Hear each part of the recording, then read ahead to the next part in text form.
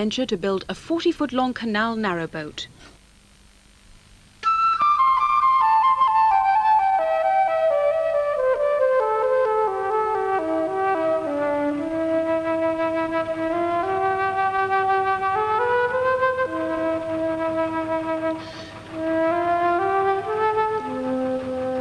One of a group of enterprising, if slightly oddball folk, Tony, a mechanic. And his wife Alice, good with needle and nails for fixtures and fittings.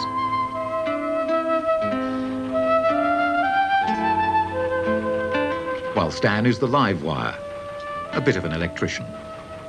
And Richard is the dovetail joint man, a carpenter. Any enterprise needs someone for the odd jobs. That lot fell to Simon. While Clive the Eye recorded it all for posterity.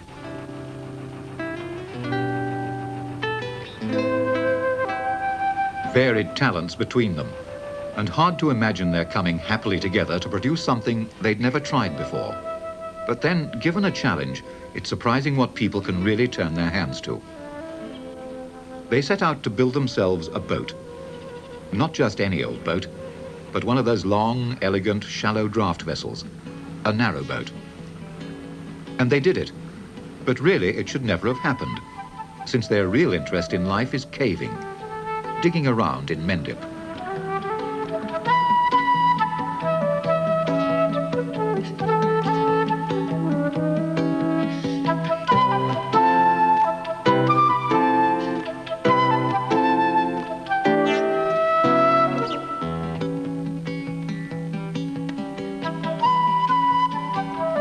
The Mendip Digger on her maiden voyage. And you'd think she'd been chugging these waters for a working life or longer. But she's new, and her sedate saunter in smooth waters was made possible by other enthusiasts. Folk who dug and bailed clear another section of the Kennet Avon Canal.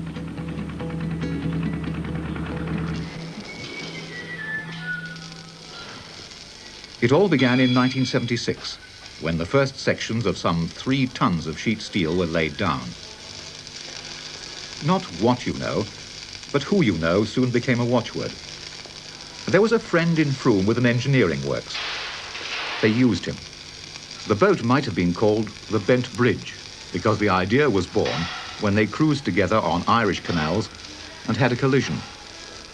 They decided there and then it might be cheaper to have their own boat rather than pay for repairs to someone else's. I think the design, to a certain extent, just happened. As we went on this trip around the boatyard, Richard, who's really quite good at talking to people, kept the owner of the boatyard occupied in conversation, and we went round and measured up the various points that we wanted on the boat and scribbled them down on the sides of cigarette packets.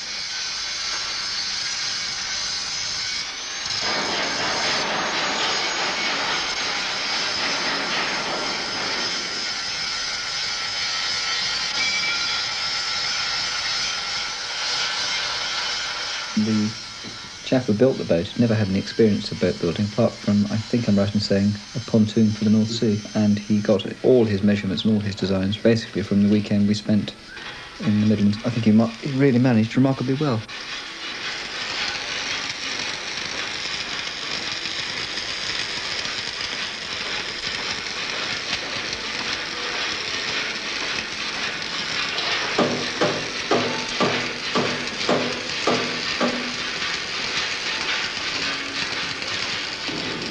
It is a fact that he never actually drew a plan of the boat. It was just all scratched out on odd bits of steelwork with chalk. And in fact, the whole thing virtually emerged from a series of measurements on scraps of paper and his imaginings.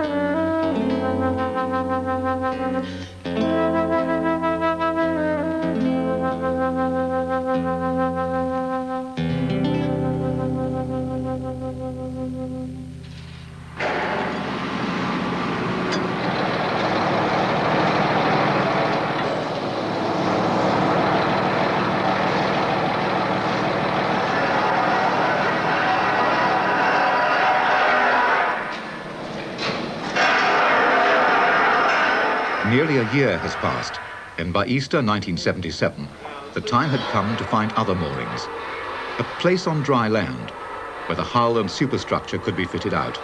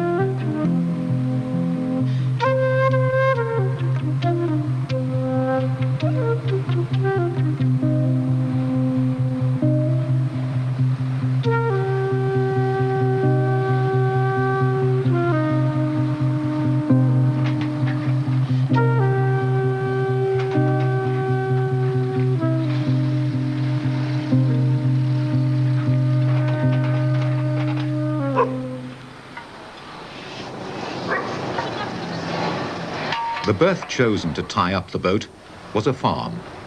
A friend's farm, naturally. 800 feet above sea level of all places. But then it was up on Mendip, close to their beloved caves. Okay. Back underneath it. Just so they don't drop off. Yeah.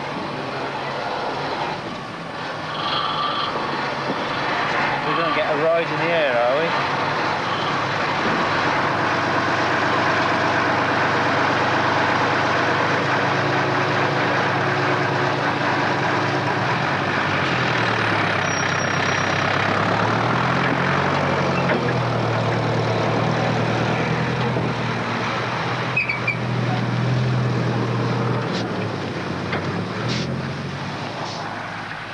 One of the problems of putting the boat on top of Mendip was that we ended up going up to the boat and then being diverted over to the dig, which was only about half a mile away.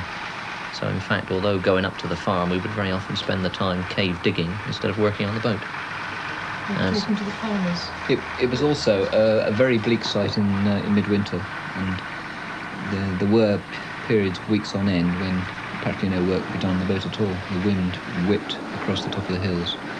It was very, very uninviting. So it wasn't a continuous process. There were little bursts. When the sun came out, it got warmer. In the middle of the winter, when the snow was lying on the ground, it often lay there for several weeks without being touched.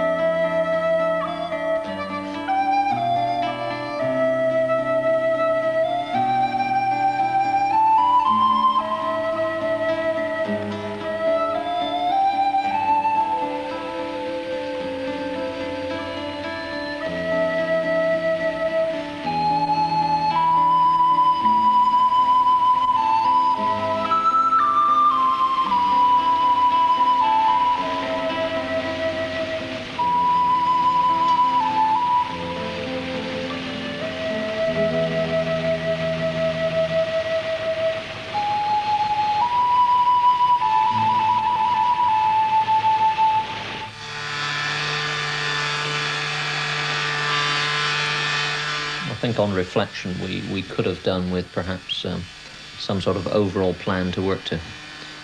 There was no actual design of the interior fittings right up to the last. We just started at the stern and gradually worked forward. And I think we were extremely lucky on one or two occasions that doors, just cleared other fittings. It was more by luck than judgment.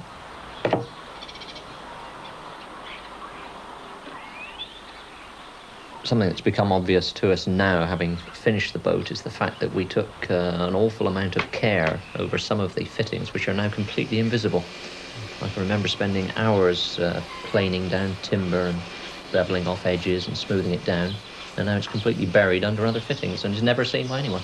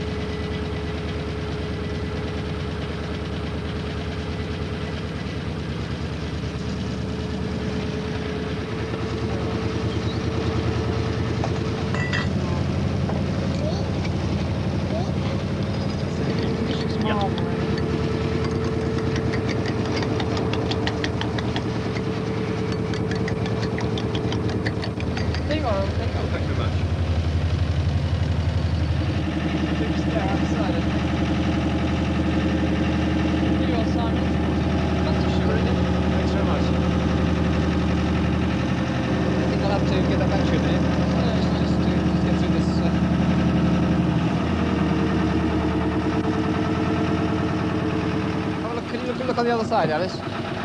I'll take it tight as it is.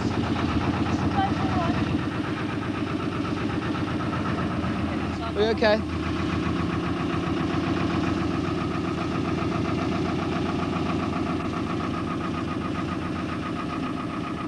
Woohoo! Done it. There's one slight disadvantage in land berthing a boat in the hills: winter. Though, as they're all used to digging, what are a few snowdrifts between friends? Especially as they want to deliver some vital part to the narrowboat: a grill for the gas stove.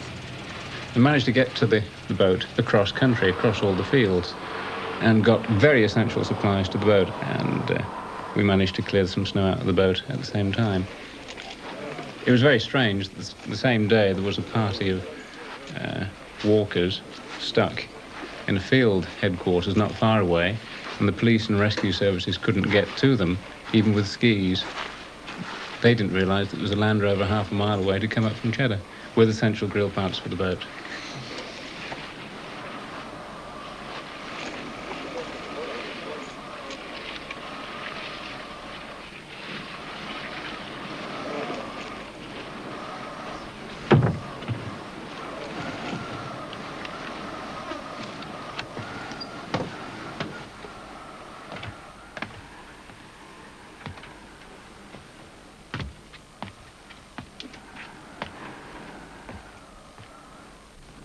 We didn't actually do very much work on the boat, but we got the grill through and got back.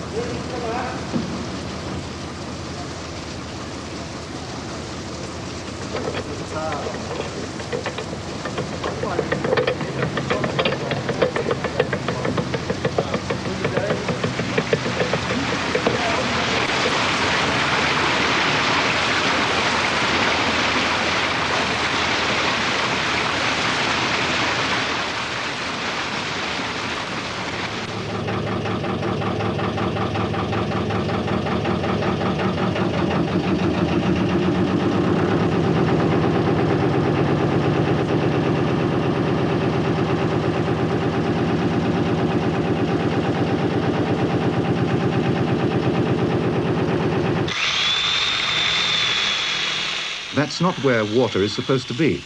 Surely it should be outside a boat, giving it buoyancy. There's only one way around their problem. Let the stuff out through a temporary bunghole.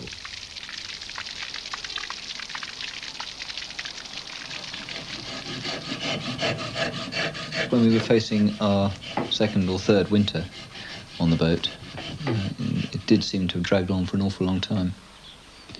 But I think it was also the nagging feeling in the back of our minds that the farmer was eyeing the land on which the boat had been permanently resting, slightly worried that he was never going to get it back again.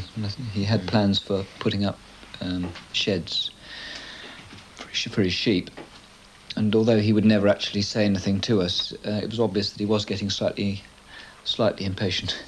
So we felt that we should get a move on and get the boat off the side.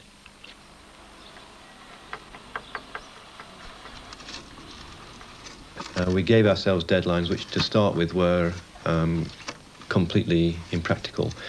And then the final deadline was that my wife was having a baby, and we had to get the boat launched before that was due.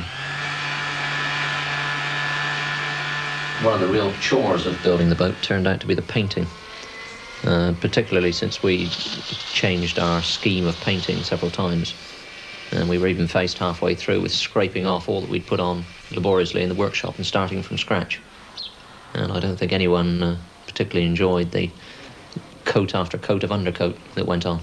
One of the things that made us decide on the main colour, which is dark green, is the need to have a colour against which you can set off the more brightly coloured decoration, which you can see on the side of the boat. It's quite an art because the lettering has got to be done by hand, and getting the curve on which the figures are set is quite tricky, and in fact we used a stencil.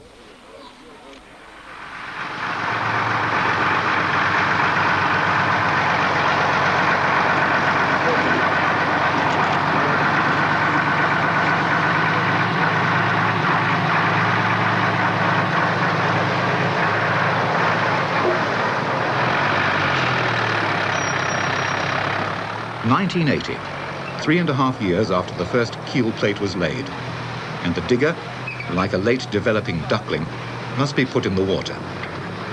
This is certainly not the time to scratch the hull back to its bare steel.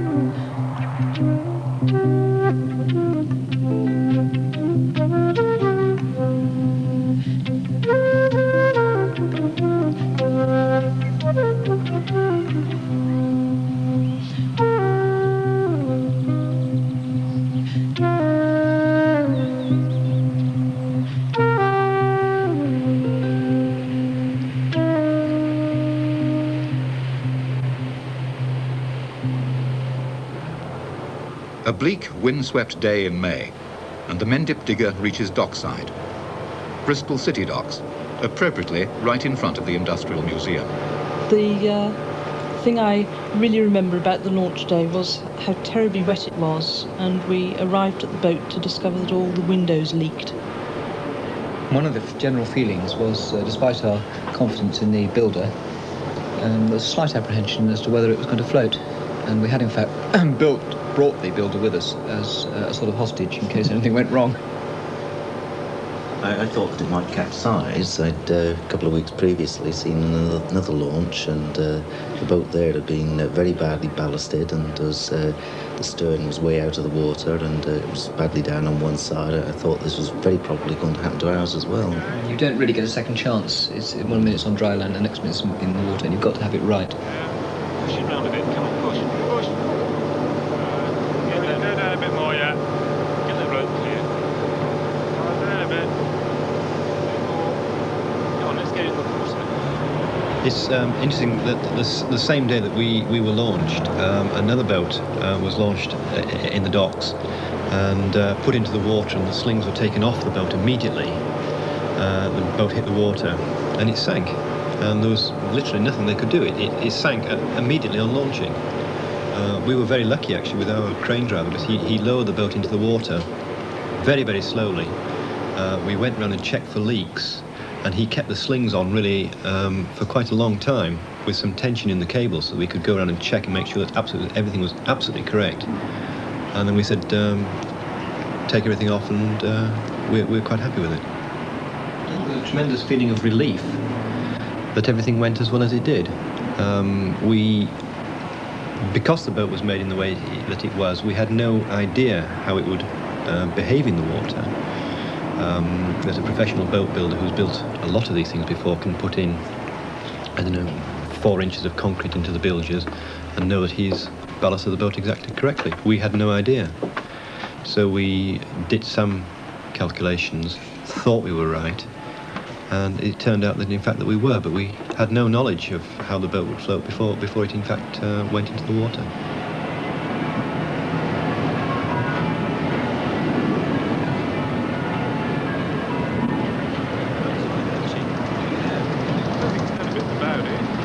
No. Don't know though.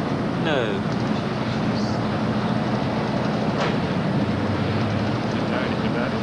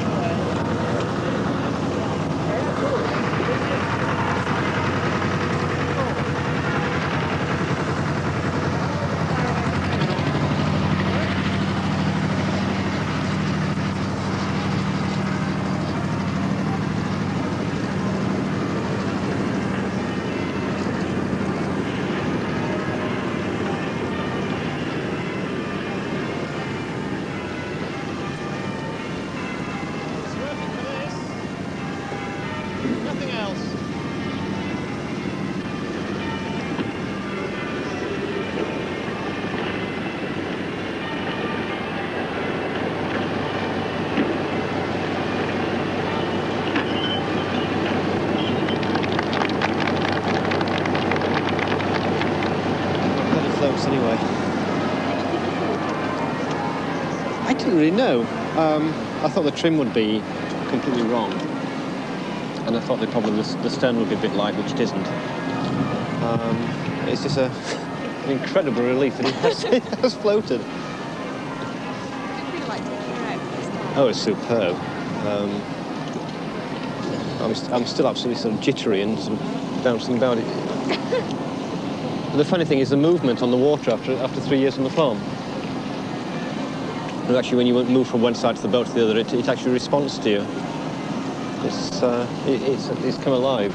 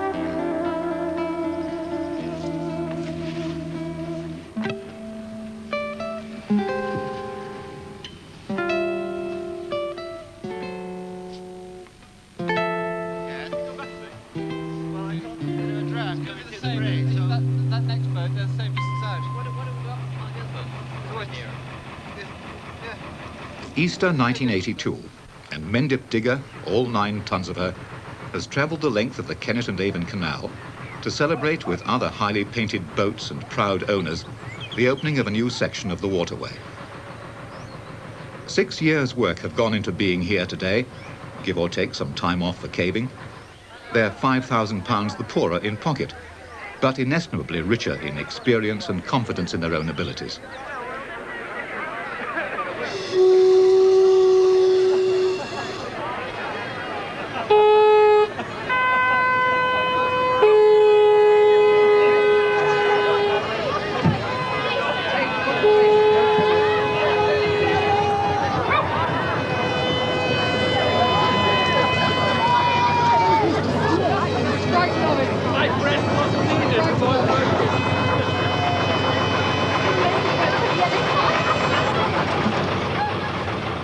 It was immensely enjoyable, but I certainly wouldn't want to do it again.